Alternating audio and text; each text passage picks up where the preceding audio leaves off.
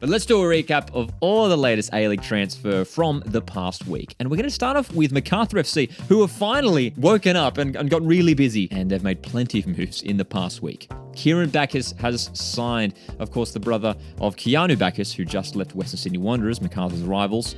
Kieran Bacchus, of course, playing the last few years over in South Africa, formerly of Western Sydney Wanderers, now at the Bulls, a decent signing, a really solid defensive midfielder. Jonathan Aspro-Potamites has signed for the club as well. Of course, Jonathan Aspro has spent time at a number of A-League clubs, Central Coast Mariners, Western Sydney Wanderers, most recently Perth Glory. Matt Miller has returned to the A-League as well, of course, the former Mariners and Newcastle Jets right back. Really impressive wing back, so that's a good signing. Some other decent signings. Jerry Skatardis from Champions West United has signed for the Bulls.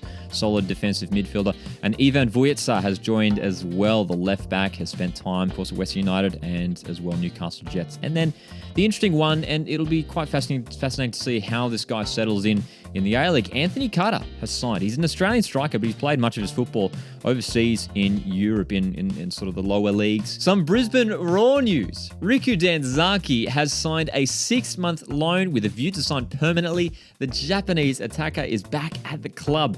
Raw fans absolutely cheer, and Raw fans love this guy, and it's totally understandable. He is absolutely fantastic.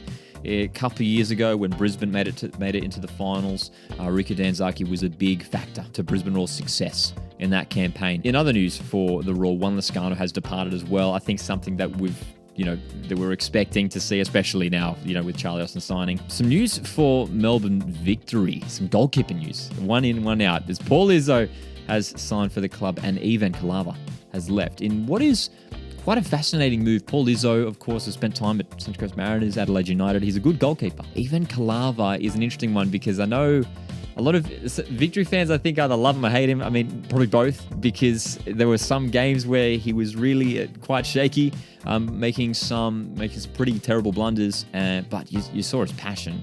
I mean, when, after games, after they'd win, grabbing the megaphone. I think it's a good move, though, for Melbourne Victory, just to strengthen that position. More signing news across the league. Perth Glory have signed an Israeli striker, 28 years old. He's 1.93 meters. His name is Ben Azubel, and he's played much of his career over in the Israeli league. It'll be interesting to see how he settles into the A-League. Melbourne City have seen defensive player Roston Griffiths depart the club. He's heading over to play his football in India, so a bit of a loss for Melbourne City, because he's a very reliable player, Roston Griffiths, and versatile too, whether he's going to cover in midfield, whether he's going to cover in defence. Western Sydney Wanderers have signed Rami Najjarine on a 2-year extension, a good signing. I think Najjarine is one of the most promising young attacking players in the A-League. Newcastle Jets have signed James McGarry, the Wellington Phoenix left back. A bit of a swapperoo between the Phoenix and the Jets. Of course, Lucas Moragas, the young left back from the Jets, heading over to Wellington on a season-long loan. Adelaide United have signed Stephen Hall, the young goalkeeper, on a 3-year scholarship contract. And of course, the big news, nothing's confirmed yet, but Nani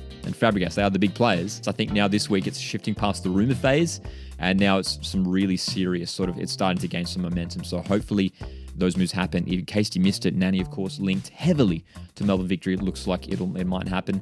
And Fabregas, it looks like the main link is Macarthur FC. I think I read somewhere as well that Melbourne City were potentially chasing him. So that's all the latest A-League transfer news. Of course, getting a little bit quieter, but we will keep you guys up to date on all of the latest transfers as we go throughout the off-season and the remainder of the pre-season.